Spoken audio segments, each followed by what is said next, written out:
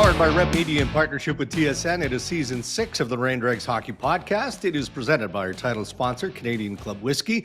Hey, have you tried the Canadian Club Classic 18-year-old high proof? I know that my good friend Gord Miller has sampled the odd whiskey over the years. We've done it internationally. We've done it locally.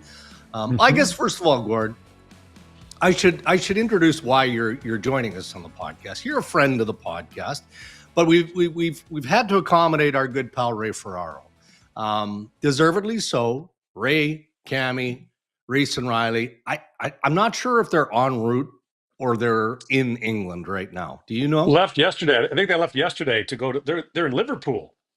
Very good. Yeah, it's quite a soccer experience they've got planned here this week. But that explains why you're good enough, kind enough, and a friend of the show to replace Ray Ferraro for this episode only. So we'll see. Well, you made me, so I really had no choice. So, well, I mean, it's not like you didn't have anything else to do. I mean, you did call the Leafs and the Winnipeg Jets this afternoon as part of our regional coverage on TSN, which we'll get to in headlines, by the way, coming up momentarily. But I also obviously wanted to have you in because it's such a huge part of the hockey world as the World Junior Hockey Championship is set to commence. So you'll be calling those games, and there's so many different reasons to find this tournament intriguing this year.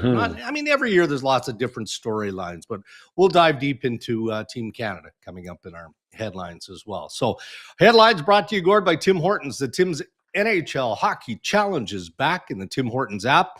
Daily and monthly prizes available, including a 2025 Hyundai Tucson. That's the season-end grand prize.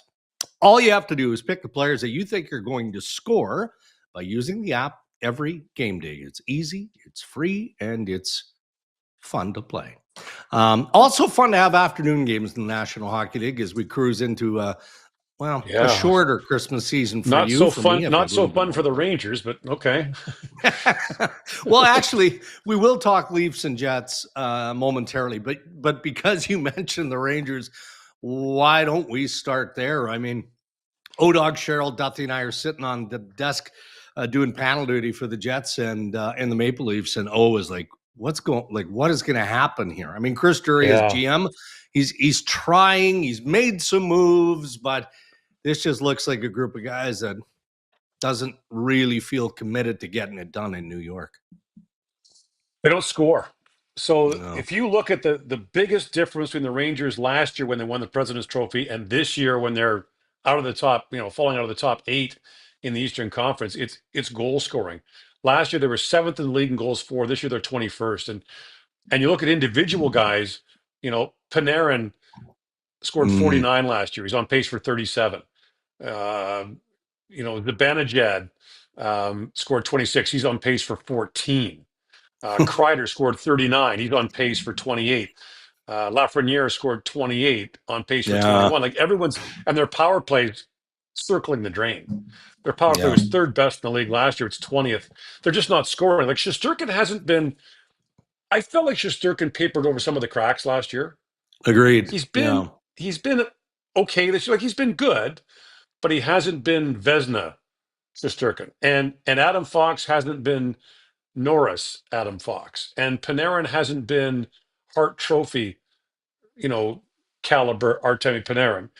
And you put all that in, and it just starts to go bad on them. And I do think that some of what's happened behind the scenes has affected them. All the stuff about Trouba and now Kreider is apparently on the market. I don't know about the Barclay Goodrow thing in the summer. I mean, I guess that would grind on some guys' gears, but it just seems like they're just not scoring. And it's hard to figure out why. Like if Panarin was off, you'd say, okay, that's one thing, but they're all off. Yeah. Like across the board, they're all off. Their power play's terrible. And I'm just not sure how you get yourself out of that, because I don't know there's a deal out there. Okay, so you trade Kreider. Well, he had 39 goals last year. You're going to get someone who had more? Like, I don't know. What kind of upgrade are you looking at here? Exactly. So it is mystifying to an extent. And I think the biggest question that I get asked is, what would you do if you were running the Rangers? Like, what can they do? I think you have to ride it out. I think you have to hope that the worm turns for these guys that the puck starts going in the net for them, hope that Shesterkin holds you in, and crawl into the playoffs and maybe knock somebody off. They'd be the most dangerous 8 seed you could think of, but they just got to find a way to get in. Yeah, well, selling hope to that owner, James Dolan, is a tricky acquisition, though, right? I mean, Right. 100%. this guy. Because they had expectations, right, Dregs? Like, Oh, I mean, I mean, it was that's what it's all about, they thought themselves to stand like, could you fire the coach? I guess, but it's not. I don't right? think it's Laviolette's fault. He's not telling Panarin not to No, score. yeah. No, I'm with you. All right, just quickly on the New York Rangers. So Matt Rempe gets an 8-game Mm. suspension for the hit on Miro Heiskanen. Second time he's been suspended. He was suspended for 4 games in March, so you tag another 8. He's been ejected 4 times in 22 career games, 4 Mhm. times. And you feel for the kid, right? I mean, it does. You get an opportunity to play in the National Hockey League in some way, shape, or form. You've earned it. But a comparison was made to Rafi Torres earlier today in a radio interview I did, out of Edmonton. Mhm. And it was interesting in the sense that Rafi had a skill set, right? He wasn't entirely Sure. one-dimensional, obviously, right? Nope. But he just couldn't find his way to stay between the lines. He just couldn't. There was Right. always something. And Rempe is young, but I'm starting to worry or think a little bit about that in how he approaches certain elements of the game. Well, you say you feel bad for Matt Rempe. I guess I do too, but I feel worse for the people he keeps hitting in the head. Yeah, fair. I feel bad for Jonas Siegenthaler in New Jersey. Missed a bunch of time. Now it looks like Miro Heiskanen is going to be okay, but uh, you know, look, he's there for one reason. Like Rafi Torres could score goals, and he was a decent Yeah, offensive player. He could check, kill penalties. Matt Rempe's there to stir things up, be physical. He knows why he's there, yeah. but I just don't know if he's part of the problem. Is I don't think he's a great skater. So it feels to me like he arrives just a beat late a lot of the time on these things, right? Like he's just a step late and still trying to finish that check, and it's Yeah. bad. And look, I mean, you don't want a young man to knock himself out of the league. And I get that he's a folk hero in New York, but you can't keep doing this. No, And no. the other thing is he fights a lot, but he doesn't look like when you talk to the guys that fight, Mm, they would tell you that he leaves himself open to a lot of punches. Like I just hope he doesn't. You got to play in the NHL. You got to be a player. Like you can't just run around anymore. You got to be able to play a little bit. And I think he's a ways away from that. yeah, I would agree. All right, well, let's shift over to the game that we Mhm. broadcast earlier today, and that's the Maple Leafs hosting the Winnipeg Jets. Winnipeg cruises into Toronto as the top team in the National Hockey League, but they really felt. And look, we played up that clip that Mark Scheifele in the dressing room a few years throughout. Yeah. There's nothing better than beating the Maple Leafs. All right, we had some fun with that, in the broadcast as part of the pregame, all of it. But I can tell you probably got the same sense from Winnipeg waltzing into Toronto. It is a bit of a statement game, despite the fact they're at the Sure. top of the league. They don't have to prove anything to Sure. anybody. But they lost 6 in a row to the Toronto Maple Leafs, so they Yeah. felt And the like only the only game they they had to lost their show first up there. 16 was the only game they lost their Yeah, first 16 was to the Leafs, right? So yeah, I think it's true of a lot. Like, look, the Leafs are simultaneously the most watched, most loved, yeah. and most disliked team in the NHL. And I can tell you, when you talk to players from other teams, they hate how much attention the Leafs get. Well, They I'm hate it. sure. Like the Jets went on that 15-1 run. Like why are the Leafs still leading Sports Center? Well, because the people that run our website and run TSN know why people watch. Like if you look at who gets the Yeah, most clicks, it's the Leafs by a mile. But so there's always that, you love to come in and stick it to the Leafs and stick it to the yeah, Toronto media. I think it's a great rallying cry. But I don't think the Jets need that. They're so good. This is just I mean, look, Hellebuck is the best goalie in the league, yep. and not by a little bit. Mm, Um, Josh Morrissey might be the most underrated defenseman in the league. And agreed. he coming in the last 5 games, he'd been on the ice for 9 even strength goals for and 1 against. Mm, Like you're talking, that's Lidstrom type of numbers there. mm, Um, Connor and Shifley and Nikolai Ehlers last year had 25 goals. That was the most by any player who didn't score a power play goal. Like they've Yeah. got depth and that third line, you know, with Lowry and Appleton. I mean, they're Mhm. just they lean on you with and Niederreiter, like they lean on you. Like it's a really good hockey team, and Yeah. they're big and they play a hard game. Like I gotta tell you, if I had to play regularly against Adam Lowry, Wouldn't I be think fun. I'd find some.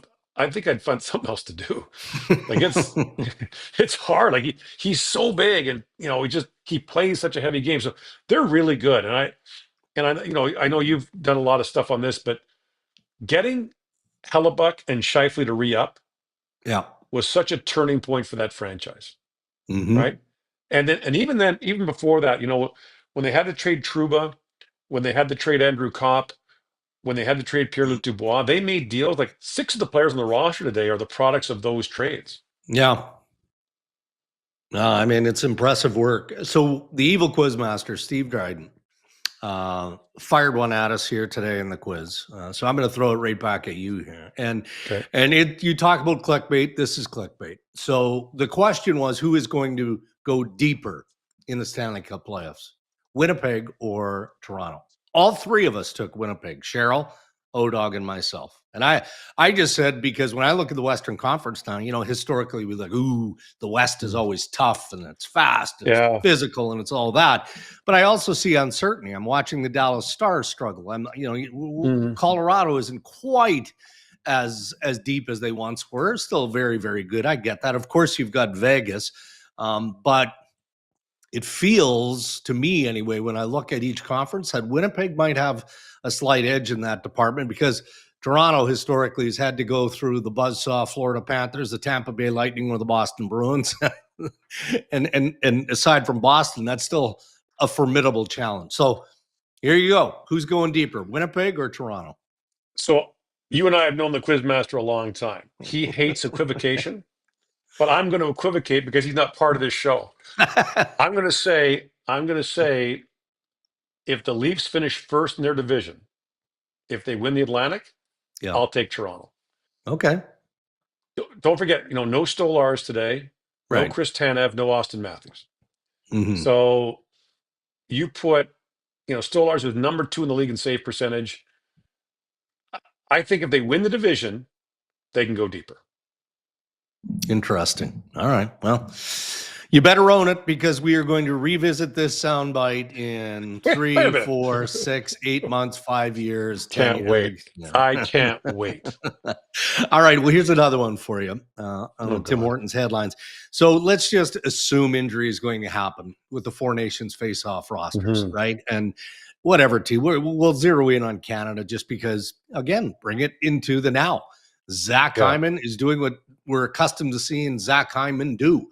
Slow start, Mhm. the injury, okay, all that is behind him, and he's turning it around. Mark Scheifele, man, I can tell you how disappointed he was not to be named to Team Canada, and he puts on a bit of a show against the Toronto Maple Leafs today. And Mhm. then you throw Nick Suzuki, maybe John Tavares in a long shot Yeah. type of scenario. I mean, am I missing anybody, or who would you give the edge to? I guess it depends who gets hurt, because if you're looking for a center, you're Fair. going for Yeah. Scheifele. Um, I would I would I would say Hyman, and it'd be funny because he could conceivably go from being not on the team to playing on the first line, right? Yeah. So I would say Hyman. If a center got hurt, I would say Scheifele. All right. Yeah. I mean, hard to go wrong with either one of those Although guys, they've right? got a bunch of centers playing out of position anyway. I mean, they're Sure. gonna Yeah. they can move guys in, but I would say Hyman would be first. Yeah. All right. Okay. Let's shift over to the World Junior Champ. I was going to ask you about Vancouver and all the stuff going on with Elias Pettersson and JT Miller, but feels like that's been covered. And JT Miller made it pretty clear, didn't he? Hey, you want to wheel out Pettersson beside me? We'll do this Well, interview together. Like, since we're not going there and now going there, yeah, exactly. I would say this, that I thought Rick Tocchet and Quinn Hughes handled it perfectly. Yeah. They acknowledged there's been an issue. but said it's not a big deal, and Yeah. they're two guys that can sort it out. And you and I have both been around a lot of NHL teams, professional teams, you Mhm. name it. To think that 20 professional athletes are always going to get along, they don't. Yeah. Every team Yeah. has rifts. You spend every day together all the time. It's going to happen, right? Dregs, you Of and I don't get course. along sometimes, No, but it's when fair. then you Often. then you admit you were wrong, and we're fine. Yes. So, but all of a sudden, Pedersen and Miller come out. So to my mind, Tocchet and Hughes kind of doused the flames. They put some water on the flames, and then Miller and Pedersen came out. Here's some gas. Where do I pour this? And kind of reignited. Like, it's not a media thing. Yeah. It's not made up. No, of Your course not. coach and your captain just acknowledged it. It's okay. Yeah. But I think the correct answer would be, yeah, there's been times we've clashed. It happens all the time. But Hmm. we're pros. We want the team to win. We're committed to this. We'll fight through it. And now it's a thing again because they kind of made it a thing again. Sure. Yeah. Well, I'm glad we didn't go there. yeah, I know. I just, as I was talking about it, I'm like, okay, well, you're right. We've acknowledged Yeah. it. So, Yeah. fair opinion. But And this I happens. This appreciate it. happens all the time. Like, if you think I covered the Oh, Oilers in the '80s, if for you think sure. that was a happy band of wanderers singing No, "Kumbaya" all the time, not a no. chance. Happens all the Happens. time. It does. Yeah. All right. We've got the World Junior Hockey Championship basically plastered wall to wall on TSN digitally, of course, on air. And we all look forward to it. I mean, I have the luxury of being, it's the one and only time, Gord, I allow myself to be a fan. Mhm. I'm not invested in terms of having to do what Bob McKenzie does on the panel and all of that. I can sit on my couch and if I want to, I won't, but I could wave my Canadian flag. Proud Canadian. I do enjoy it. It's part of the tradition, staple of my entertainment this time of year. So, again, Steve Dryden has furnished me with some storylines, not burning questions or anything too ridiculous, Okay. just stuff that, as the expert that you are on this event, people are going to want to know going in. So, why don't we Okay. start with the Americans? You don't have to go through the roster, but Team Right. USA is trying to repeat as the gold Mhm. medal champions. First time ever. Okay. Automatically, what comes to my mind is, okay, great. Good luck. I wish them well. How do they compare to Canada? And that's not a slight on Team USA. That's looking at it from both perspectives. Is Canada that good that they are not going to allow the Americans to repeat? Well, they bring back 10 players from last year's tournament. So I would say that right away, when you've got a gold medal team that brings basically half the team It's a back, lot. Yeah. that's a lot. So I would say that. I would say that they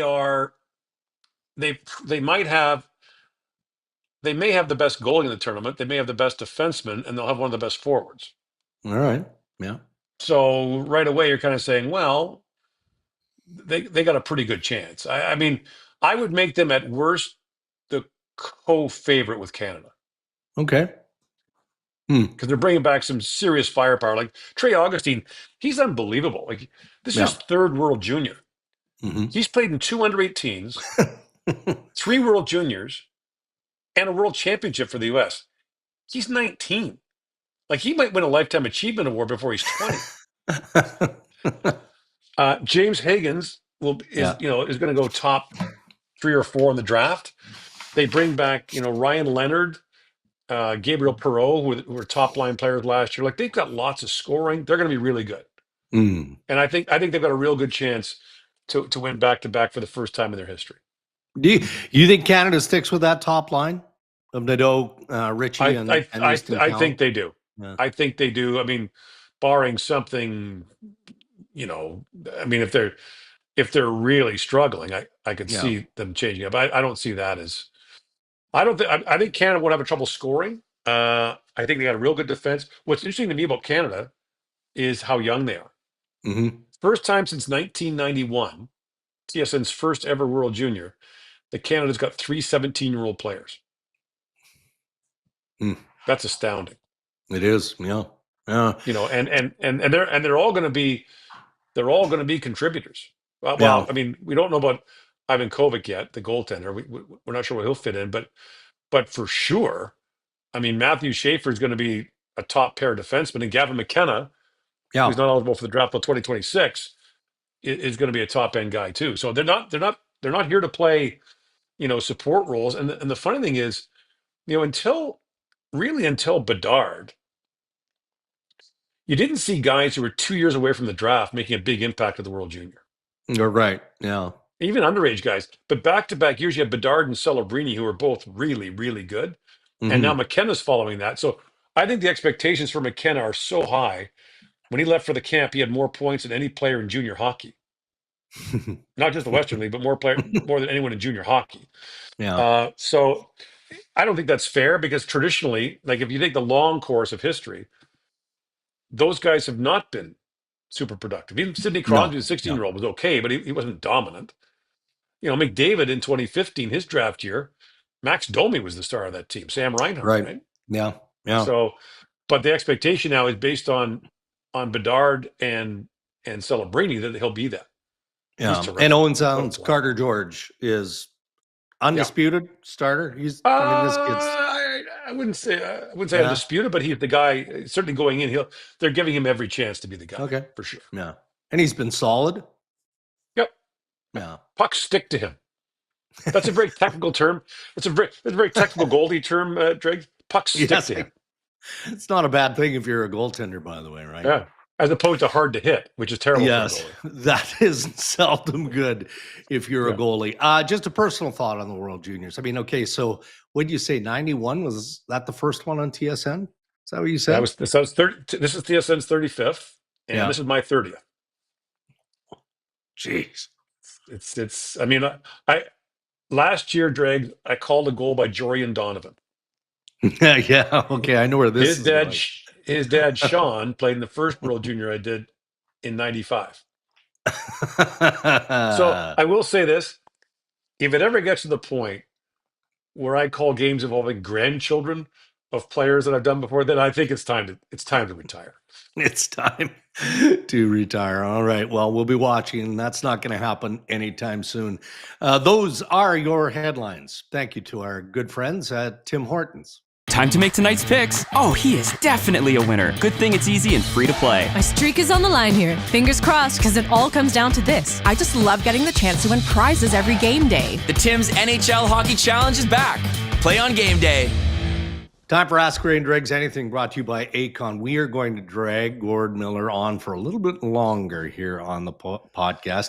With over 150 years in the construction industry, Acon is one of Canada's original leaders in heavy industrial contracting, and they're always looking for great people to join their team. If you or someone you know is looking for work, go to acon.com and click Join Our Team, and you'll see all of the employment opportunities available. Acon, building what matters to enable future generations to thrive. And look at this.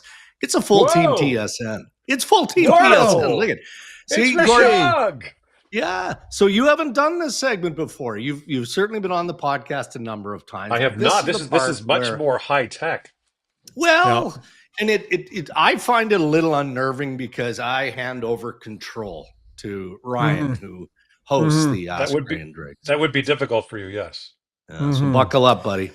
What do you got? He normally likes to do 80% of the talking on the show, and I also am an 80 to 90% guy. So it's an interesting dynamic, Gord, when Dregs and I have to share. So I can just settle back. And no, not really, buddy, because a meat wagon. We let people know that you were going to be on the show today, so we got at least one specific question for you for Ask Gord and Dregs, and maybe we'll start there. You kind of touched on part of this.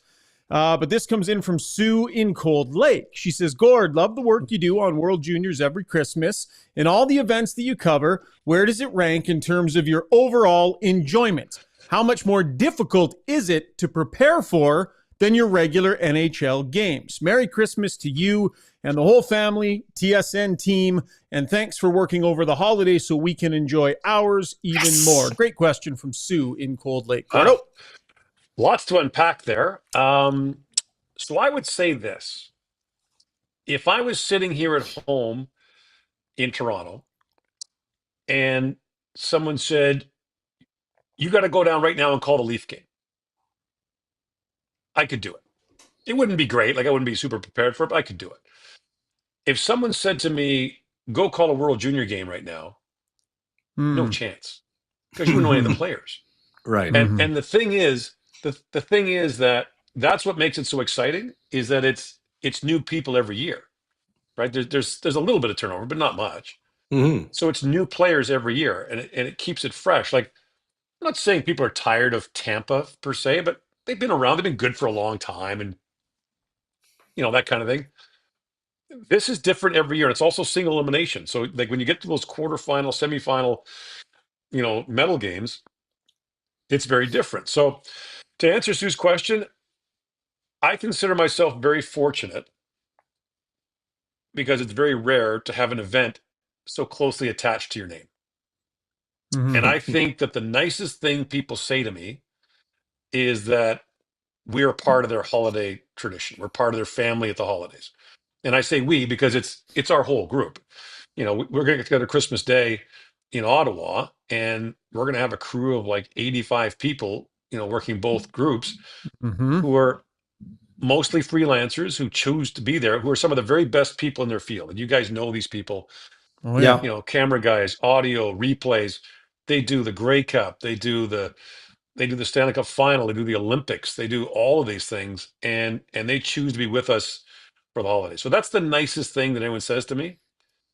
I would say the week leading up to Christmas is a pain in the ass.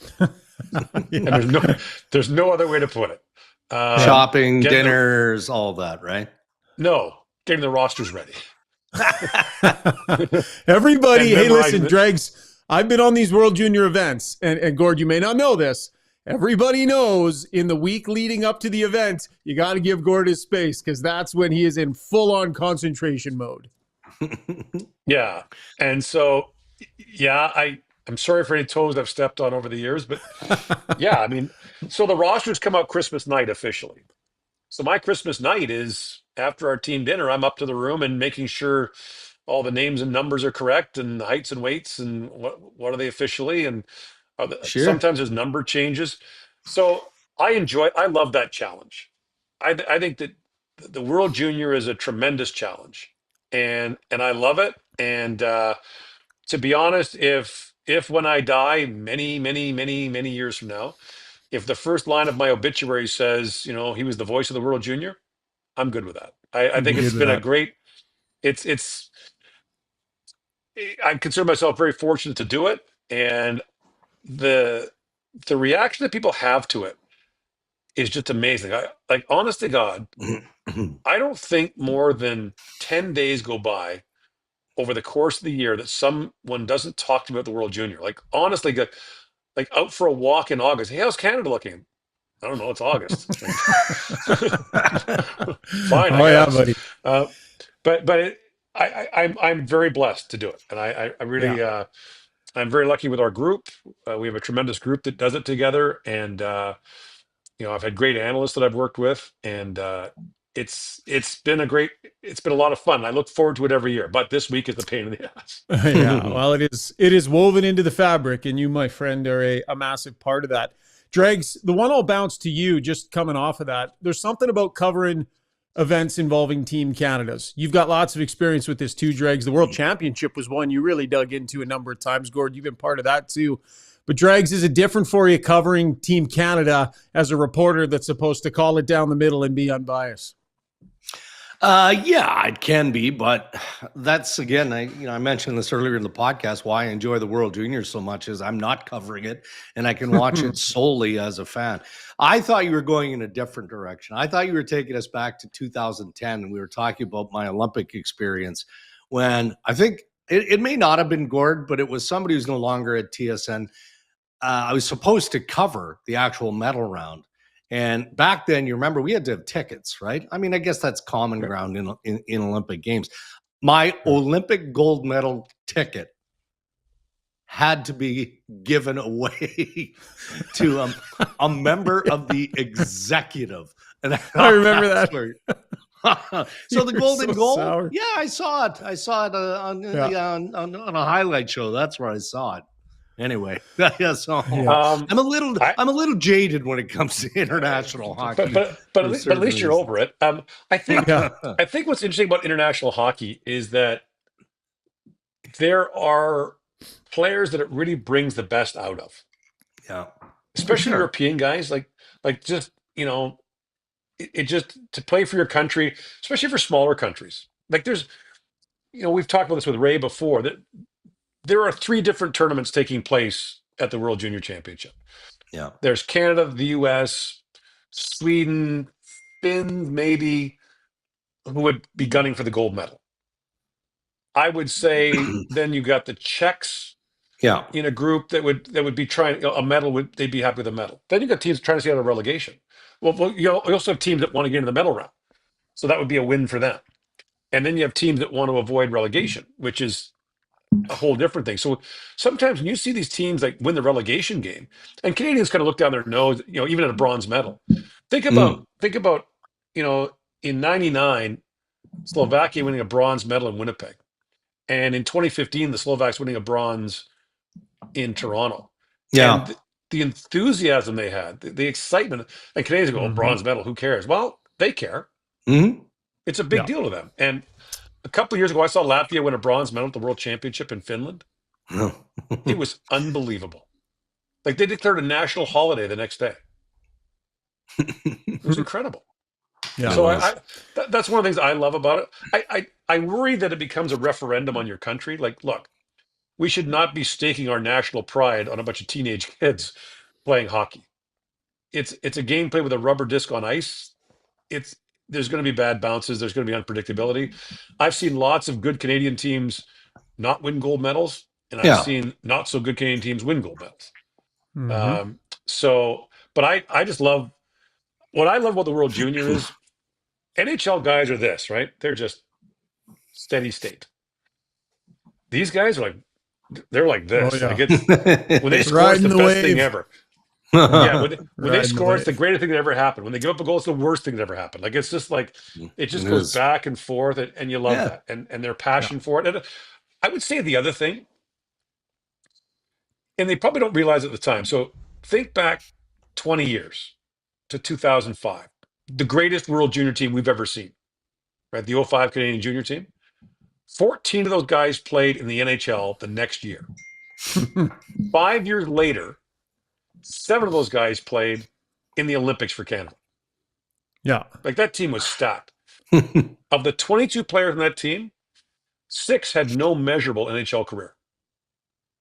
Right.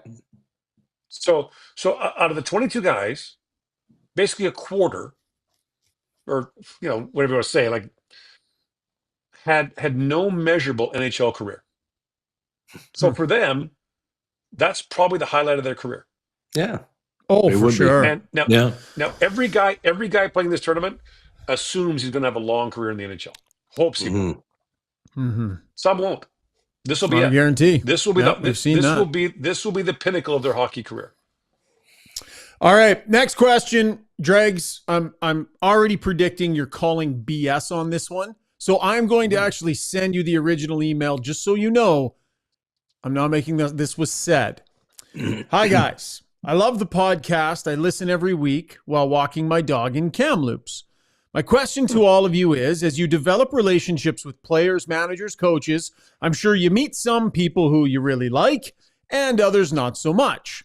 What do you do to ensure that you report on everyone with fairness and respect? How do you recognize your own blind spots?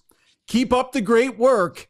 And Ryan's presence on the pod this year is a great wrinkle. Oh, Thanks from Earl please. Mills. I'm sending you, Gord, come back. Gord, we don't lie here. I'm sending you the email, Dregs. That was legit. Again, what do you do to ensure you recognize your blind spots with some people that maybe aren't your favorite? Dregs, you're in there in that reporting mode often.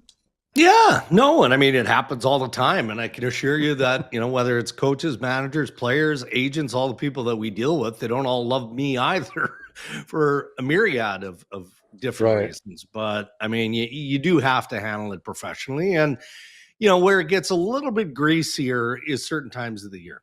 Trade deadline, obviously July 1st, and Gord knows because we sit at that dang table for hours and hours and hours on end. In a perfect journalistic world, you're, doubling sources, tripling sources to make sure that what you're about to report is 100% accurate.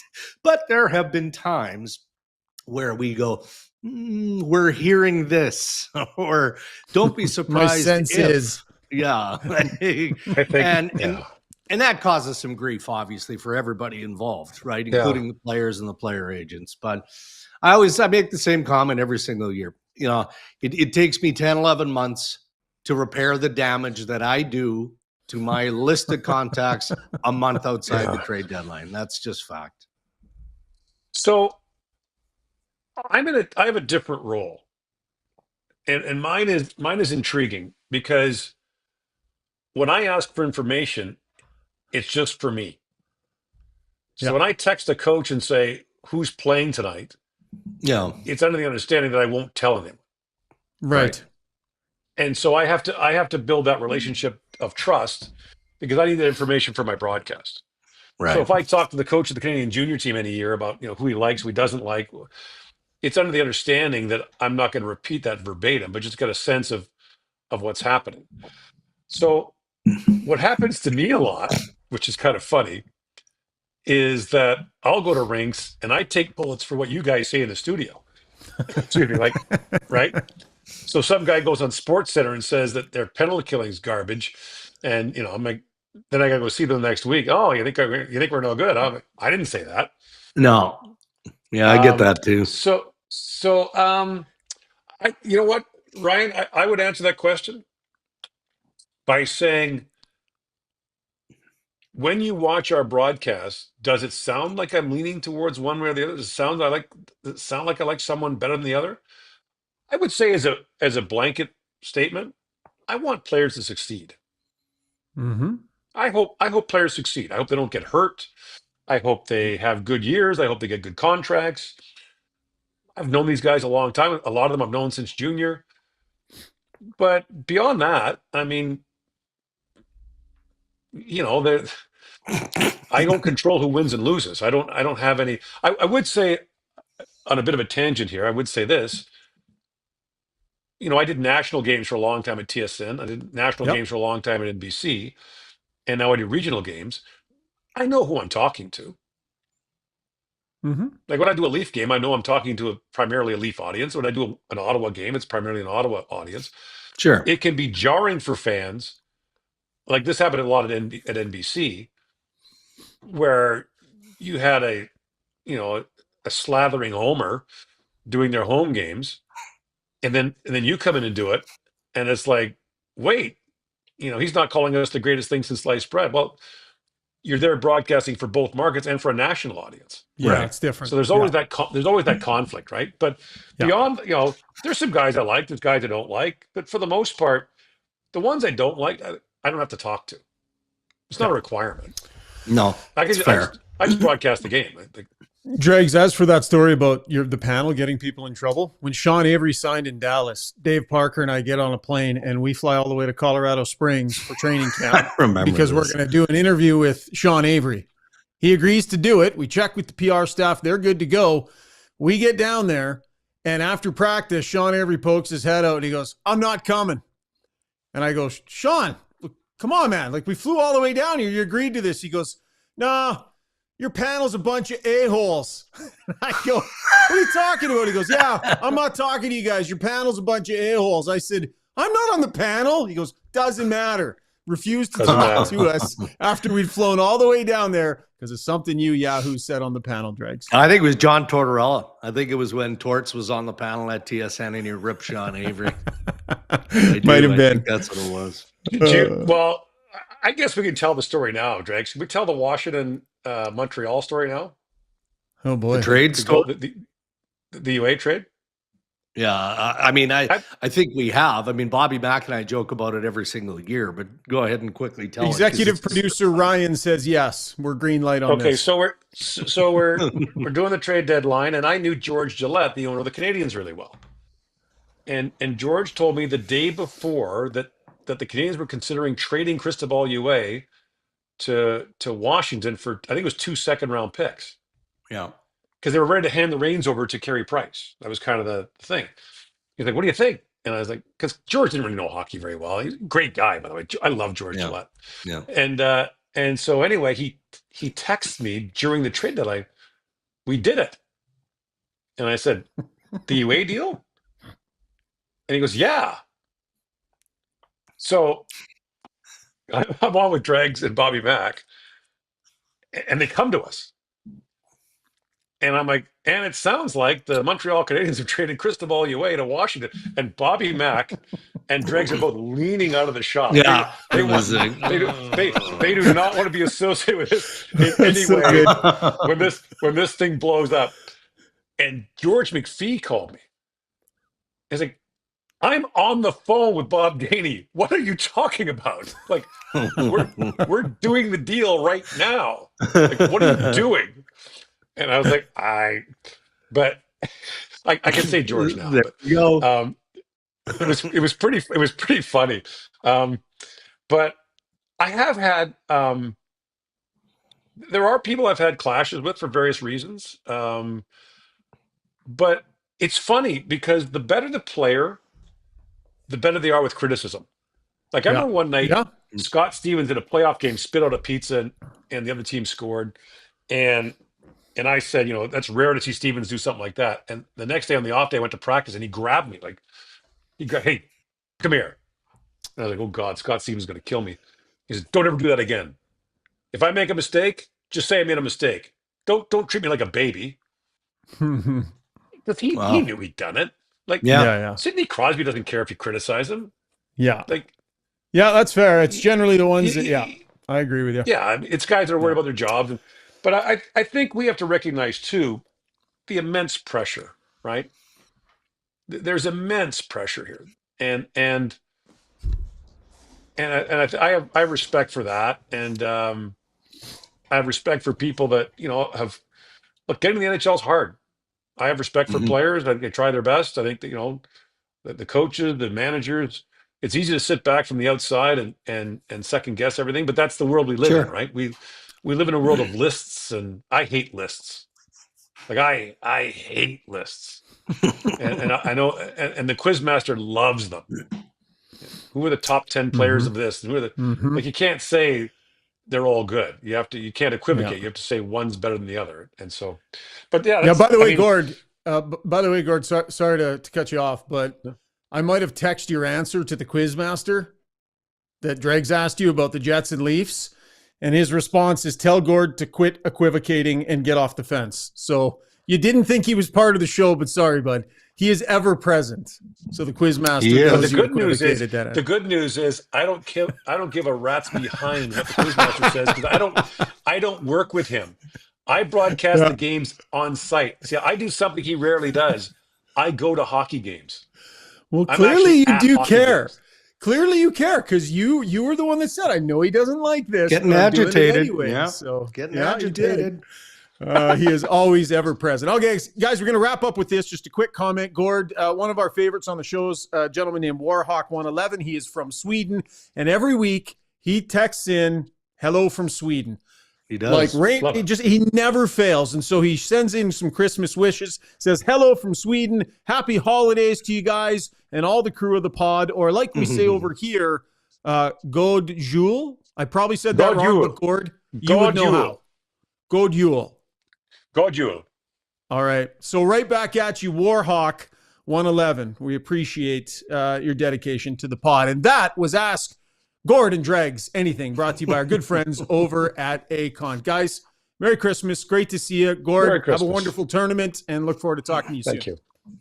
Yeah, see you guys in 2025. And Merry Christmas, Happy New Year to all the listeners and viewers of the Ray and Dregs. I guess, Ryan, you don't get your name on this podcast yet. No. Probationary period, I guess. Not sure. None of my business. Your politics have nothing to do with me. It's so Gord, we'll let Ryan I'll just throw the grenade in there. But hold on. Now, when do you go to Ottawa? Because Bobby Mack and I were talking about this earlier, and he's on the fence. Does he go Christmas night? Does he get up early and go early Boxing Day? What's the weather going to be like? That sort of thing. You like getting there and setting up shop, correct? No. but I have to. I'll arrive there Christmas Day. I leave Christmas morning, Good for you. and I'll tuck into the hotel, and then I'll do some work in the afternoon, and then we'll have our dinner, and we hand out these certificates. I think I have one right behind me here, and I'll get my 30-year certificate. They hand out, Nice. and then I'll go back to my room and get the rosters ready, and then on Boxing Day morning, get up and get after it. It's actually funny, because once the tournament starts, that's kind of the easy part. Yeah. The You just game get kinda into took care that of itself. rhythm routine. It's getting ready. It's Yeah. because there's an old expression that not failing to prepare is preparing to fail. Right. So if there's two parts of this: preparing for it and executing. Yeah. If you don't prepare, you have no chance to execute. But even if you do prepare, you might not execute. So, but once the games start and you kind of know the players and you're into it, it's pretty cool, and the crowd takes care of it. Yeah. And I'm really excited. It's back in Ottawa. We had such a great time there in 2009. It's one of the greatest Yeah. World Juniors ever, and it'll be a lot of fun. I'm looking forward to it. Well, I know you're going to have a great tournament. It's always a successful event on TSN, but amid everything else that you had to do, this was not on the list that you hate so much, kind of co-hosting Ray and Dregs. But I do appreciate it, and My pleasure. happy holidays, my friend. You too, buddy. And thank you to our sponsors who continue to support Ray and Dregs and make this podcast possible. Our title sponsor, Canadian Club Whiskey, Tim Hortons, and thank you to Acon. Happy holidays to all of you. Stay safe, everybody, and all the best in 2025.